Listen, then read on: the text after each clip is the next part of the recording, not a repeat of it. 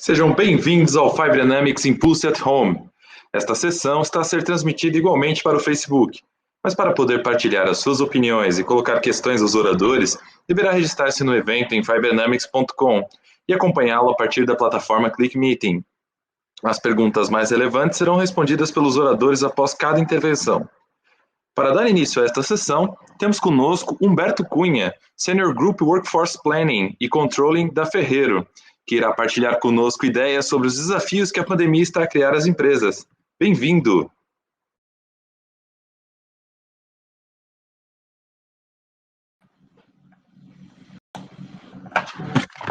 Olá, bom dia.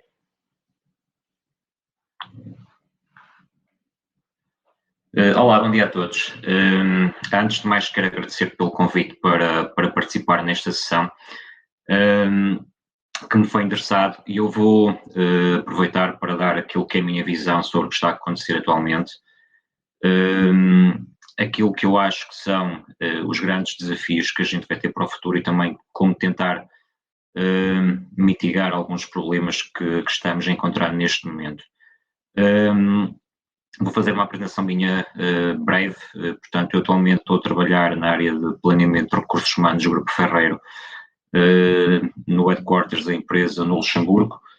No passado já trabalhei em empresas em Portugal como a BorgWarner, a Bosch ou a Natixis, e portanto tenho aqui alguma experiência na área industrial, área da banca também, que fui adquirindo ao longo dos últimos anos e que portanto também me deu aqui uma visão, se calhar, um bocadinho diferente. Vamos então continuar. Ok, ver se consigo aqui mudar. Ok, muito bem. Ora bem, desafios económicos que nos esperam. Isto é uma questão que ninguém sabe muito bem ao certo como responder.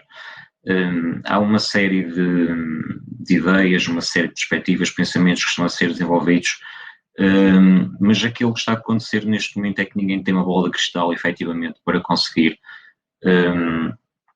adivinhar ou tentar antever com um grau de certeza relativamente alto aquilo que nos poderá aparecer pela frente nos próximos meses ou até nos próximos anos.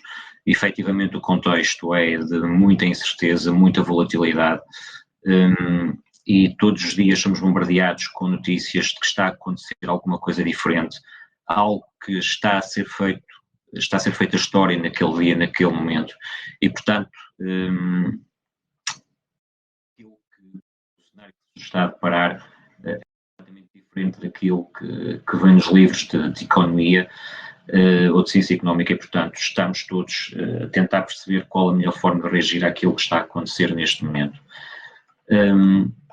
Eu tenho aqui um gráfico que eu considero interessante, que é o S&P, portanto a Bolsa Americana, que reúne as 500 maiores empresas, o índice americano que reúne as 500 maiores empresas, e que tem aqui aquele que está a ser o impacto do Covid na economia norte-americana.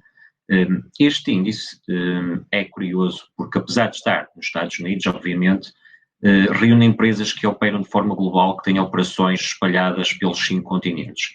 E, portanto, acaba por traduzir aquilo que é um bocadinho o desempenho da economia global. E a perspectiva que existe atualmente é que houve um primeiro impacto grande no índice por toda a incerteza daquilo que estava a acontecer, mas entretanto os índices já recuperaram de forma até considerada aceitável.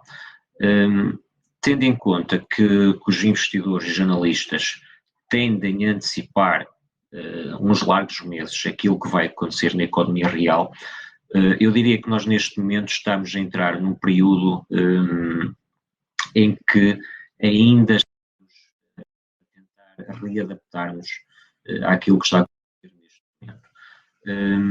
Mas à partida, se as coisas começarem a estabilizar, se começar a haver algum tipo de retoma económica, poderemos esperar, na minha perspectiva, meados do próximo ano, que as coisas comecem a voltar a alguma normalidade.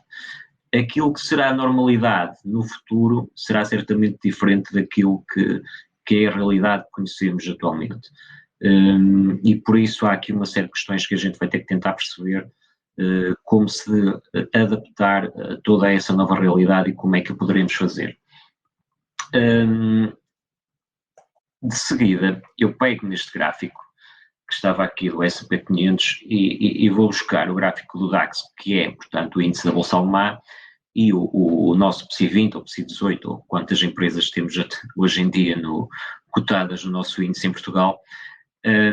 E aquilo que percebemos aqui é muito interessante, porque de facto as economias mais desenvolvidas têm tido uma tendência de crescimento mais ou menos estável ao longo dos anos e, portanto, aquilo que eu estava a dizer, quer a Bolsa Americana, quer a Bolsa Alemã, reagiram fortemente à antecipação dos impactos de Covid e já há aqui uma ligeira tendência de melhoria.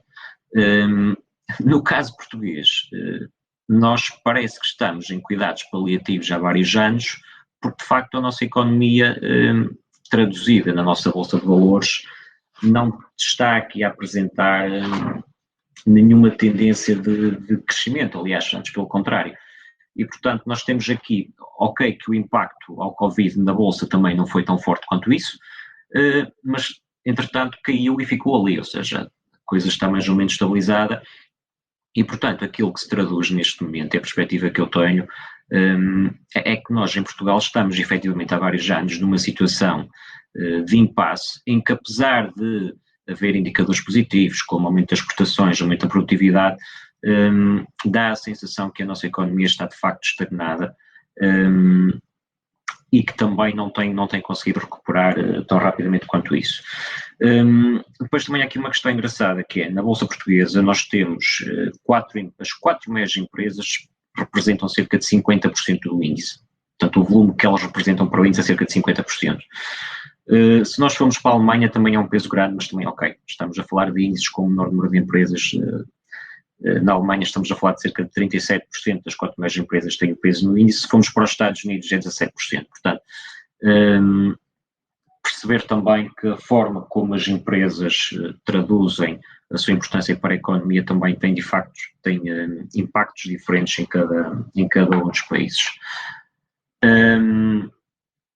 Depois, relativamente aos dados económicos que estamos neste momento a receber, certamente toda a gente já notou que nos Estados Unidos o número de pedidos de apoio ao desemprego tem batido números, tem feito história no fundo. Portanto, nunca no passado existiram tantos pedidos de apoio ao desemprego como tem acontecido ao longo das últimas semanas. Ontem foram divulgados os dados da última semana. No total, cerca de 26 milhões de americanos já tiveram a pedir este tipo de apoio ao longo das últimas 5 semanas. E, portanto, isto, a curto prazo, o que vemos nas taxas de desemprego nos Estados Unidos é que elas ainda se mantêm abaixo de 5%, o que parece, portanto, até algo relativamente estável, mas há aqui uma situação muito particular nos Estados Unidos, que eles vivem paycheck by paycheck, ou seja, eles recebem o seu salário e normalmente há uma taxa de poupança muito baixa, muito reduzida na maior parte das famílias e, portanto, efetivamente, a partir do momento em que eles entram numa situação de desemprego, tem uma quebra muito significativa nos seus rendimentos. E, portanto, esta situação poderá traduzir outro tipo de problemas mais a médio prazo. Eu não sei até que ponto aquilo que aconteceu em 2008, obviamente numa dimensão diferente, poderá voltar a acontecer, ou seja, a partir do momento em que as famílias deixam de ter poder de compra, passam a ter dificuldades de conseguir suportar os seus empréstimos bancários, eles têm muita política também do cartão de crédito, portanto há aqui uma série de questões que poderão ter algum impacto forte ao longo dos próximos meses e que poderá eventualmente até gerar aqui problemas maiores. Obviamente tudo isto acarreta também uma quebra do consumo e, portanto, isto irá se traduzir obviamente também nas receitas das empresas, algo que aliás neste momento já está a ser de alguma forma antecipado. No entanto, olhando um bocadinho mais para a economia portuguesa, as nossas taxas de desemprego, elas têm vindo a descer ao longo dos últimos anos. Fechamos 2019 com 6,5%, algo que me parece bastante interessante. Contudo, nós em Portugal dependemos muito do setor do turismo, para o bem e para o mal. Quando as coisas efetivamente estão a correr bem, a nossa economia é sustentada, o seu crescimento neste setor, mas também numa situação destas, em que as companhias aéreas simplesmente fecharam as suas operações, se não na totalidade, muito perto disso. Aeroportos fechados um pouco por toda a Europa.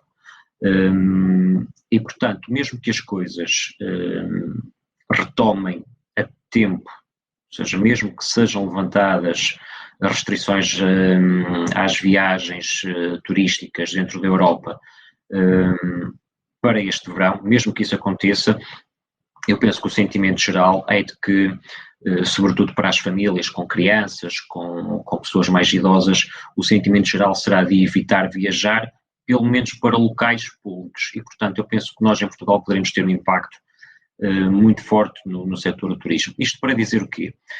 Que a estimativa do Banco de Portugal, com uma taxa de desemprego de 10,1% para 2020, parece-me bastante conservadora.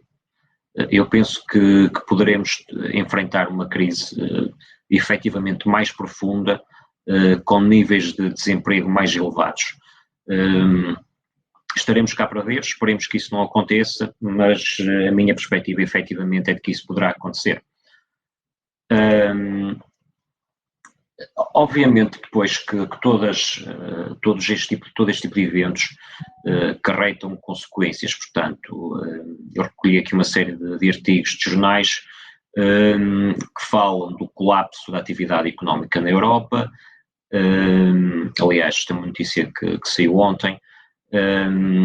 Temos a questão de uma série de setores, como eu falava anteriormente, tudo que seja restauração, hotelaria, que serão afetados mais tarde ou mais cedo pela quebra da atividade económica. E, portanto, estamos aqui a falar de uma série de empresas que correm eventualmente o risco de fechar, porque não havendo receitas, se os apoios estatais que estão prometidos demorarem a chegar ou não chegarem às empresas mais pequenas por uma série de questões, até às vezes mais técnicas, se quisermos, se esse tipo de apoios não chegar, eu penso que estas empresas correm o sério risco de fechar portas. E depois aquela questão que efetivamente começou a surgir nas últimas semanas, que é a possibilidade de um cenário de deflação, ou seja, neste caso já nem estamos a falar da desinflação, ou seja, da descida da taxa de inflação, mas efetivamente entrar num cenário de deflação. Os japoneses têm uma experiência neste campeonato, digamos assim, que efetivamente não é mais positiva, mas este cenário começa a levantar na Europa e nos Estados Unidos. A questão de que aconteceu nos últimos dias com o preço do petróleo a não ter capacidade de armazenamento e, portanto, a entrar em valores negativos, ok, que é uma situação pontual, tudo bem, mas efetivamente não se sabe como é que poderá desenvolver nas próximas semanas. Portanto, há aqui uma série de questões que convém perceber melhor. O petróleo é apenas um dos indicadores, mas por outro lado também temos outras matérias-primas que também estão a enfrentar sérias desvalorizações e, portanto, estamos aqui perante um cenário que poderá ser bastante complicado. A senhora Christine Lagarde, quando ainda estava à frente do Fundo Monetário Internacional, disse que se a inflação era o gênio da lâmpada porque permitia suportar o crescimento das economias, a deflação será o ogre que deve ser combatido de forma decisiva. Agora que ela está à frente do Banco Central Europeu, vamos ver que espaço de manobra que existe, porque nós efetivamente já entramos numa situação em que estamos com taxas de juros negativas, o quantitative easing tem sido fortemente utilizado e, portanto, há aqui uma série de questões que é preciso perceber como é que elas vão ser desenvolvidas e, efetivamente, que margem de manobra que existe aqui, ou então teremos que, eventualmente, reinventar a forma de intervenção do Estado na economia, porque efetivamente tem que haver aqui algum tipo de suporte que defenda aqueles que neste momento estão mais vulneráveis. E nesse sentido, há aqui neste momento uma questão que tem a ver com a forma como vamos atacar este problema, ou seja, nós estamos aqui a utilizar remédios de curto prazo ou estamos a enfrentar uma nova guerra. Ontem vi esta notícia que dizia que o Banco Central Europeu está disposto a aceitar as chamadas junk bonds como colateral nos empréstimos que poderá vir a efetuar junto daqueles que os requererem. No entanto, eles já avisaram que, ok, nós vamos fazer estes empréstimos a quem os requerer, mas, mais que tudo, os colaterais que forem apresentados até ao dia 7 de abril tinham que estar classificados como investment grade, portanto, num nível de investimento considerado sólido. O downgrade teria que ter sido efetuado a posteriori, e depois também diz que nós vamos prestar este apoio, mas atenção que vamos requerer a expressão utilizada foi appropriate haircuts, ou seja, o dinheiro será emprestado aos países, mas esses países terão que tomar medidas para também reduzir de alguma forma os seus níveis de dívida e, portanto, poderemos estar aqui a falar de um segundo campeonato de austeridade. Há aqui uma série de países, como Portugal, Espanha, Grécia, que estão expostos ainda e que têm as feridas ainda bem abertas da última vez que tivemos austeridade das instâncias internacionais no nosso país, e, portanto, aquilo que poderá acontecer no futuro será voltarmos novamente a isto. Em que medida, qual é a extensão, é algo que está por avaliar, mas eu penso que será algo que mais tarde ou mais cedo irá novamente acontecer. Falta perceber que tipo de cenário é que isso poderá apresentar. Por outro lado, temos aqui o Sr. Manchin, que é o secretário de Estado do Tesouro nos Estados Unidos, que utiliza uma expressão muito gira que foi: isto é guerra e temos que fazer de tudo e gastar o que for necessário para vencer esta guerra. Portanto, os americanos sempre com a postura de que o coronavírus pode ser combatido à lei da bala, e, portanto, eles neste caso consideram que estão em cenário de guerra e vão tentar fazer tudo aquilo que está ao alcance deles para ultrapassar esta situação. Na minha perspectiva, eu não sou propriamente um fã do Sr. Trump. Eu acho que a questão de dizer que vão suportar a economia, custe o que custar, faz sentido, mas também falta perceber o que é que isto vai provocar em termos de endividamento dos Estados Unidos, que já é altíssimo, e depois como é que isto se vai traduzir também no futuro da economia americana. Em Portugal, aquilo que tem vindo a público é que, de facto, as medidas de apoio às empresas poderão eventualmente ser insuficientes. Foi um comentário que o BCP fez. Por outro lado, fala-se também que, ok, os bancos vão suportar a economia. Temos agora aqui a questão das moratórias de crédito de habitação. Não sei se está a ser estendido para outro tipo de créditos, mas já estão a alertar que no final alguém vai ter que pagar a conta. Portanto, vamos perceber se no futuro não haverá aqui intervenções estatais também, novamente entrar no capital dos bancos, com depois a fatura a ser paga pelos contribuintes. E depois também temos aqui a questão do layoff. Aquilo que eu tenho entendido é que o layoff acarreta uma perda de rendimentos significativa. Em Portugal existe em algumas empresas o conceito de pagamentos de salários via prémios de desempenho, subsídios de alimentação, e, portanto, todas as pessoas que são abrangidas pelo layoff, tanto quanto eu pude apurar, perdem esse tipo de rendimentos, seja prémios, seja subsídios de alimentação, e têm uma redução significativa daquilo que é o seu ordenado base. Portanto, numa economia como a portuguesa, em que uma parte significativa da população poderá perder uma parte também substancial dos seus rendimentos, isto poderá trazer problemas um pouco em linha com aquilo que eu já fui falando, portanto, perda de poder de compra, dificuldades em pagar as casas, as moratórias estão a funcionar para o crédito de habitação, mas quem vive no regime de arrendamento poderá ter essas dificuldades. A subida dos preços do arrendamento nos últimos anos no mercado imobiliário em Portugal tem sido muito alta e, portanto, poderá haver aqui uma série de questões que acarretam mais dificuldades para as famílias, não é? E, portanto, isto é uma questão que importa também perceber. E eu acho que, efetivamente, nós temos um espírito de ir à luta, nunca virar a cara, mas efetivamente eu penso que vamos ter tempos difíceis, efetivamente difíceis pela frente.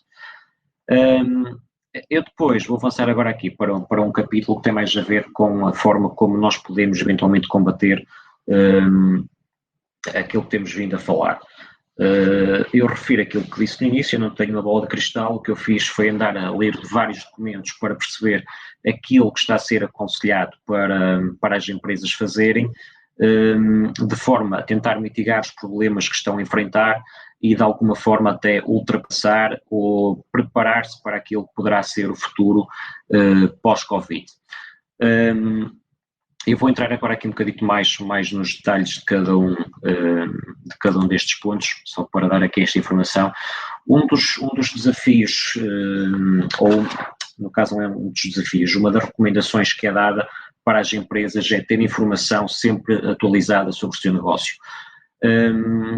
As organizações mais ou menos complexas, elas devem ter informação de apoio à tomada de decisão constantemente disponível. Muitas vezes sabemos que isso não é possível porque há uma série de obstáculos, uma série de dificuldades que se colocam no caminho, questões técnicas, às vezes questões políticas dentro das organizações, mas aquilo que é recomendado efetivamente é as empresas terem sempre informação disponível de forma rápida e que de facto reflita a realidade daquilo que é o negócio. As soluções de BI que estão cada vez mais em voga, por exemplo, são uma ótima forma de conseguirmos rapidamente aceder a uma fotografia daquilo que está a acontecer na nossa empresa e, portanto, conseguirmos girar para a direita ou girar para a esquerda conforme seja aquilo que a gente queira fazer. Estes indicadores estes KPIs, devem sempre traduzir alguns aspectos chaves da nossa organização, nomeadamente aspectos financeiros, aspectos operacionais, como está a produção, como está a atividade comercial, para tentar perceber rapidamente como é que o negócio está efetivamente a acontecer. Toda esta situação de ter atenção ao detalhe é importante, mas também temos que ter atenção àquilo que é o big picture, ou seja, qual é que é o nosso objetivo, para onde é que nós queremos ir, como é que nós queremos lá chegar. Quando deste tipo de situações de crise nós tendemos a olhar muito para os detalhes e a esquecer um bocadinho qual é que é o nosso objetivo, para onde é que nós queremos dirigir a nossa empresa. E, portanto, também são cenários em que nós devemos considerar outras opções, eventualmente, como lá chegar, mas sem nunca perder o foco naquilo que é o nosso objetivo. Uma das recomendações que também existe neste momento é a partilha de informação através da criação de grupos de trabalho. Obviamente que nós temos uma empresa com 10 colaboradores, não vamos ter a criar um grupo de trabalho com 5 trabalhadores para decidir o que é que vamos fazer durante a situação da pandemia.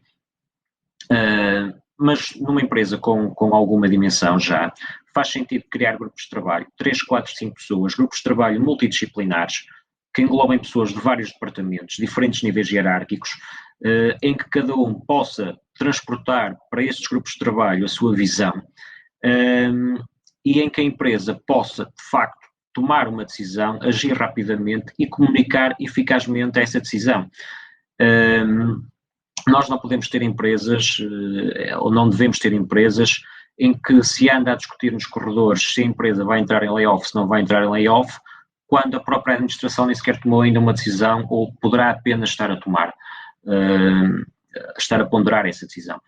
Portanto, efetivamente é importante que os grupos de trabalho sejam restritos, mas que a comunicação seja direta, rápida e eficaz, para que toda a gente perceba aquilo que está a acontecer. Neste tipo de cenários, afastar a incerteza é fundamental também para aquilo que é a tranquilidade das pessoas e a sua estabilidade emocional. Neste momento fala-se muito dos problemas psicológicos que as pessoas possam vir a sofrer por estarem fechadas em casa tanto tempo, por terem falta de contacto social. Isto é também uma forma de mitigar essa situação. Evidentemente que aqui é recomendável que façam as reuniões via uma plataforma digital do que fisicamente, tanto mais tendo em conta aquilo que estamos a viver neste momento. Não é? E depois, algo que eu considero extremamente importante é...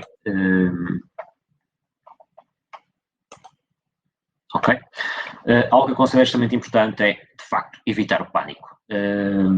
Esta imagem traduz aquilo que aconteceu algumas semanas atrás, um pouco por toda a Europa, um pouco por todo o mundo, que é enormes filas no supermercado, toda a gente vinha de lá carregada com toneladas de papel higiênico, agora está tudo em casa no stock, e depois, efetivamente, as pessoas quando vão ao supermercado encontram as prateleiras vazias e não há nada. Já todos percebemos que as cadeias de abastecimento estão a funcionar, os supermercados estão a funcionar, não há necessidade de entrar em pânico.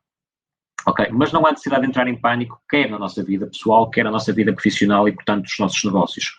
Temos que ser ponderados, ser racionais e, acima de tudo, perceber que se reagirmos de forma mais fria, mais calculista, vamos ser capazes de ver o big picture, como eu dizia atrás, de tentar traçar um plano para sobrevivermos e para sairmos desta situação de forma mais rápida. Claro que neste momento, depois conceitos como readaptar e flexibilizar são conceitos-chave. Muitas das empresas não conheciam o conceito de teletrabalho ou home office ou trabalho remoto, o que lhe queiram chamar. Eu próprio, na minha experiência profissional, raramente tive a oportunidade de trabalhar remotamente e neste momento estou há 6 semanas consecutivas a trabalhar a partir de casa. E tenho a dizer que efetivamente é uma solução interessante em alturas como esta, ou seja, obviamente que nem todas as profissões têm esta possibilidade.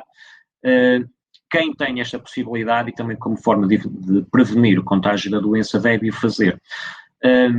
As formas de trabalho flexível são muitas. Podemos estar a fazer a questão do teletrabalho, podemos estar a fazer a questão de jornadas de trabalho flexíveis, trabalhar menos horas por dia, mais dias por semana. Há pessoas que preferem trabalhar ao fim de semana.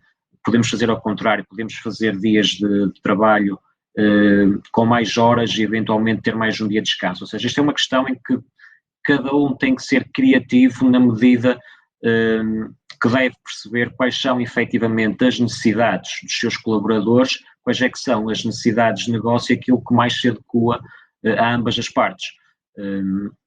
Havendo uma comunicação simples e clara e havendo um objetivo comum, isto obviamente deve ser pensado e ponderado e, portanto, tomar uma decisão que seja benéfica para todos.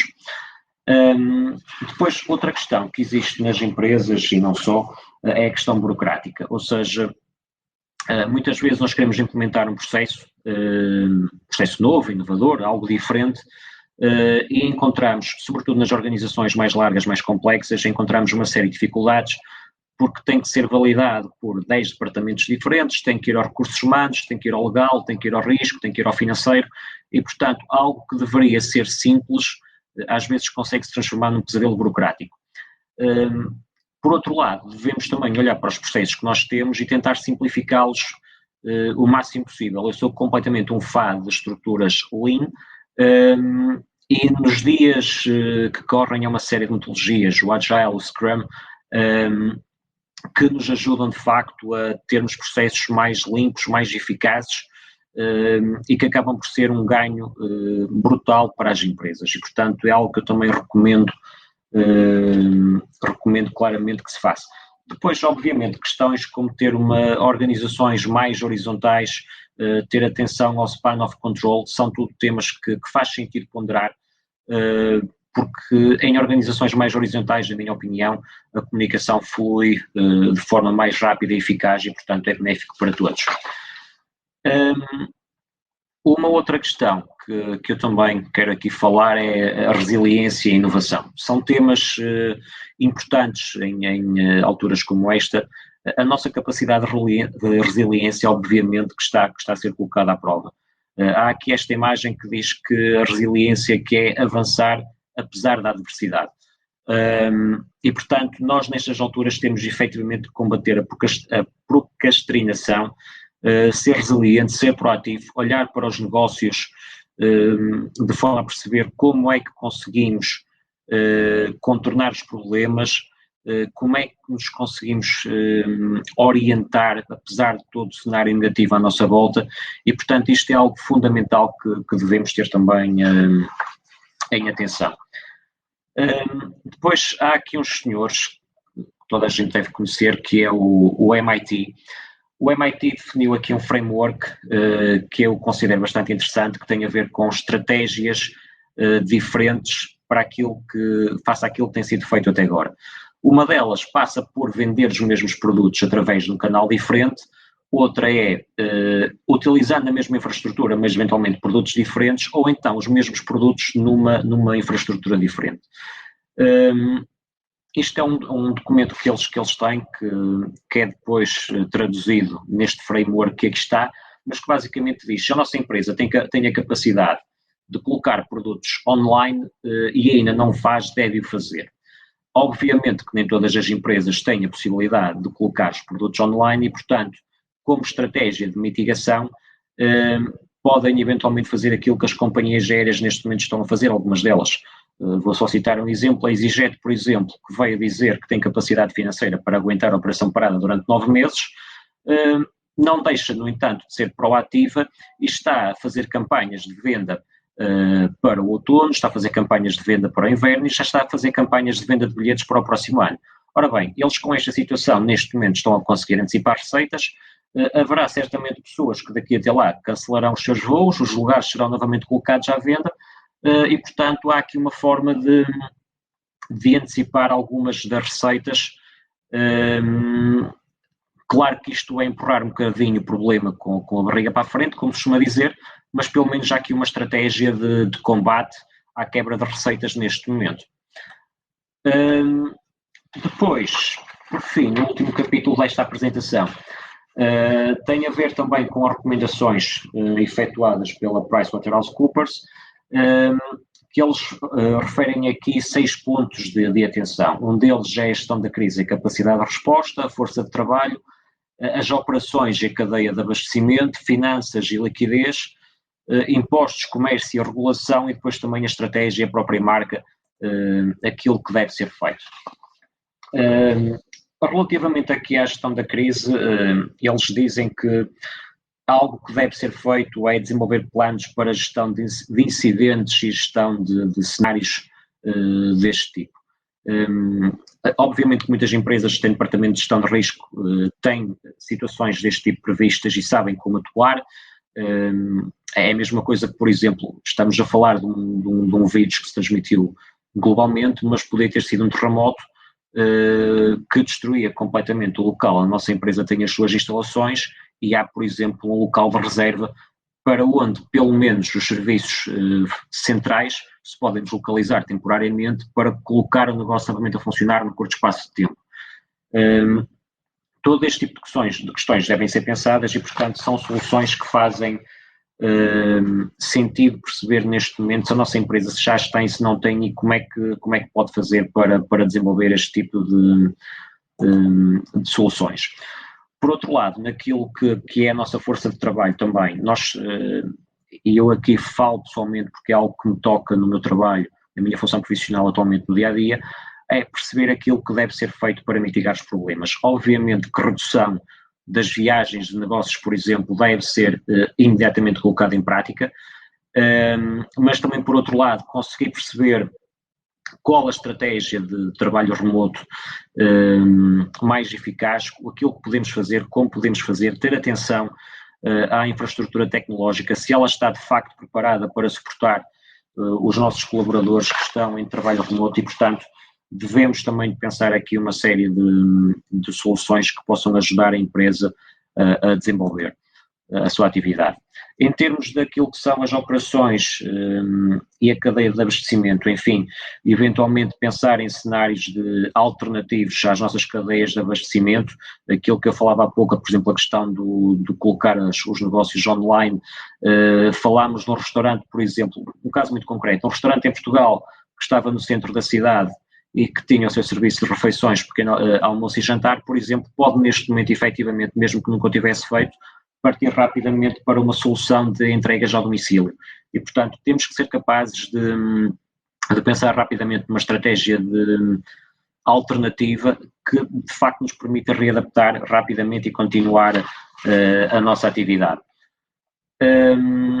Depois, naquilo que toca à parte financeira e liquidez, eu acho que as empresas, e eu tenho visto muito nas notícias ultimamente, muitos CEOs virem a público a dizer: nós neste momento não sabemos qual é que vai ser o impacto do Covid na nossa atividade financeira, sabemos que vamos ter certamente um segundo e terceiro trimestres muito difíceis e vamos ter impactos. Esses impactos são neste momento a ser estudados e serão divulgados oportunamente. Ter esta mensagem, mesmo dentro da própria empresa, para os colaboradores, é fundamental. Mesmo que não dê certezas sobre aquilo que está a acontecer, diz que a empresa está a analisar e está a tentar perceber como pode combater esta situação e como pode sair dela. E, portanto, uma mensagem destas, obviamente, que motiva os colaboradores e tende a comprometê-los ainda mais para nos apoiarem naquilo que poderá ser o futuro da empresa e, eventualmente, até sairmos todos mais fortes deste cenário. Depois, obviamente, que a questão a nível de impostos, comércio e regulação é importante, ou seja, nós temos que respeitar a legislação do país onde estamos instalados, mas também temos que ser capazes de tirar proveito dos apoios fiscais que estão a ser dados às empresas ou que vão ser dados às empresas e, portanto, este tipo de planeamento também é interessante e deve ser tido em consideração. Por fim, aqui a questão da estratégia e da marca, portanto, nós efetivamente nesta altura devemos fazer tudo aquilo que é possível para acelerar a transformação digital. Há dias o CEO de uma empresa do SP500 dizia que o Covid tinha feito mais pela transformação digital da empresa dele nas últimas 2 semanas do que o departamento de IT tinha feito nos últimos 20 anos. Portanto, efetivamente, a força da mudança estratégica são as pessoas e os contextos extremos em que somos colocados. E, portanto, em cenários como este, a gente deve efetivamente ter isto em atenção, mas também desenvolver novos modelos, construir cenários, ou seja, as empresas devem ter em atenção quando fazem um orçamento, quando fazem um plano de negócios, seja ele a curto ou longo prazo, devem sempre construir cenários alternativos, um best case, um worst case, para perceber pelo menos dentro daquilo que é a expectativa da gestão, ter alternativas para perceber se as coisas correrem muito mal, eu penso que poderei ir por aqui. E, portanto, isso também é uma das coisas que eu considero fundamental num cenário como aquele que estamos a enfrentar, ter esse planeamento feito antecipadamente e perceber exatamente para onde é que a gente deve caminhar. Por fim, deixo aqui um cartoon que eu considero, aliás, bastante curioso.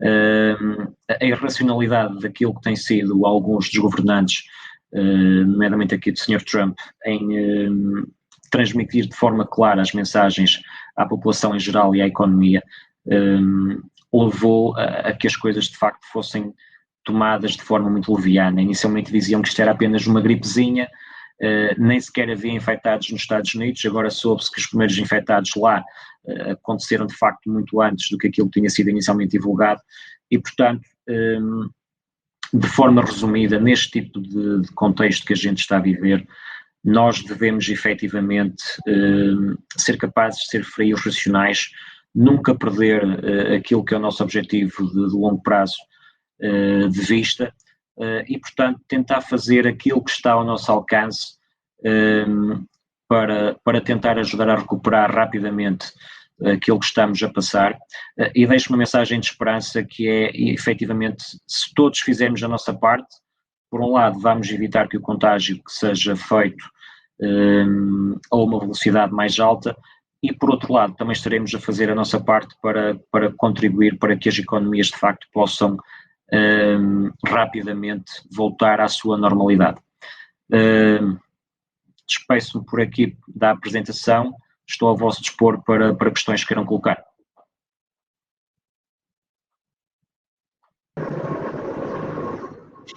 Muito obrigado, Humberto. Lembramos que a interação é permitida aos participantes do evento que acompanham a sessão através da plataforma ClickMeeting. Por isso, a transmissão no Facebook será agora interrompida. Por favor, digitem as questões no chat no canto inferior direito do ecrã.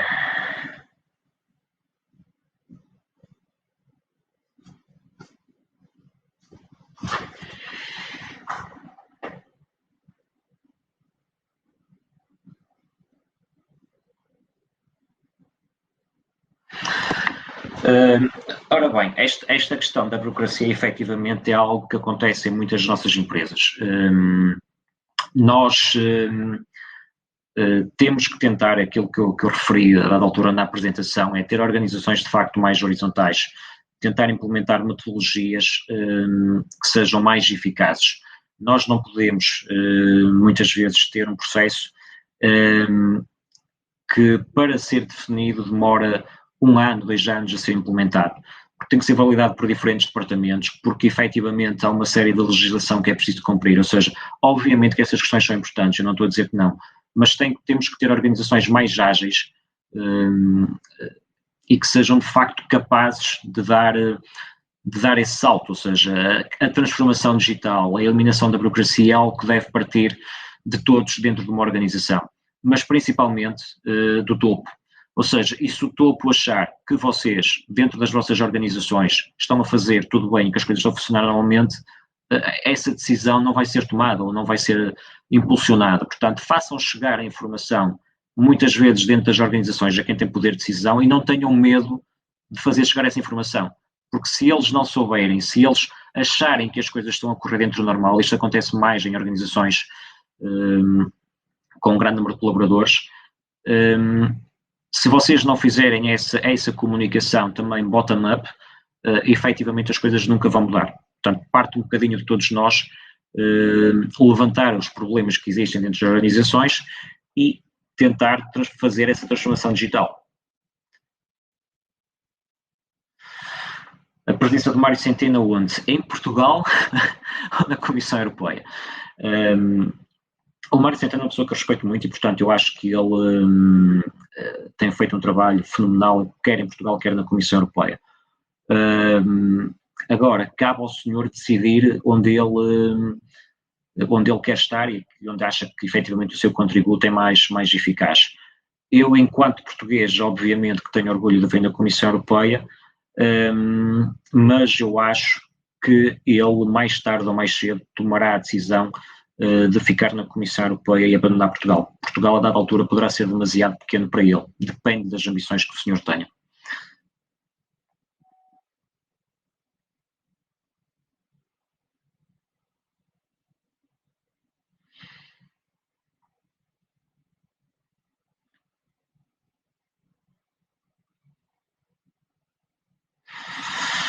Pois, efetivamente a questão dos cenários alternativos deve ser algo que é pensado atempadamente. Ou seja, se uma empresa, quando fez o seu orçamento para este ano, fez um orçamento que ficou escrito na pedra, como costuma dizer, e nesta altura ainda quer comparar os resultados daquilo que estão a acontecer com o orçamento, perdoem-me, mas na minha perspectiva estão completamente errados, porque o cenário mudou drasticamente. Agora, quando começarem a fazer o planeamento para o próximo ano, se ainda não o fazem, devem sempre considerar cenários alternativos. Qualquer bom plano de negócios tem sempre estas diferentes visões para perceber por onde a empresa pode caminhar. Toda a gente sabe quando se faz um orçamento, ele não vai ser cumprido na íntegra, mas pelo menos é uma indicação de onde a empresa quer chegar, certo? Isto aqui é um plano. Na minha perspectiva, se os nossos gestores estiverem agarrados à ideia de que isto vai voltar ao que era, eu acho que não vai, efetivamente. E, portanto, esta perspectiva acarreta riscos para a empresa de, obviamente, ficar completamente ao lado daquilo que era o objetivo para este ano.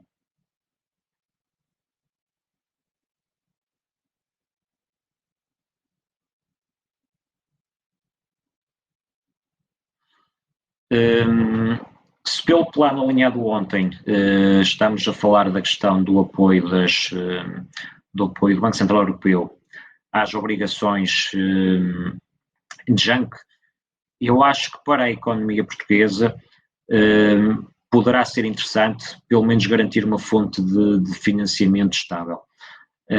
Obviamente que depois cabe ao Governo decidir como será feita a distribuição desse financiamento e como apoiar as empresas em que medida e como apoiar os cidadãos em que medida. O impacto, a meu ver, é positivo, mas honestamente não tenho capacidade para o medir e dizer se será algo benéfico a longo prazo ou não. Porque depois, por outro lado, também relembro que é preciso pagar as contas e, portanto, é preciso perceber a que preço é que esse financiamento será dado a Portugal.